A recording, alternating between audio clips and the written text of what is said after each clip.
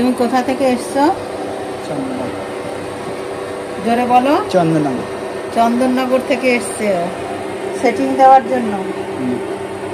এখানে ওর কমপ্লেক্সনটা অনেকটা ডার্ক, আর সেশন আমি তো যেহেতু আমার ডার্ক লেজার কমপ্লেক্সন যেহেতু অনেক ডার্ক, সেটা হাই করে দিতে পারবো না, আমি একটু কম করে দিতে হবে, নয়তো ওর লাগবে বেশি।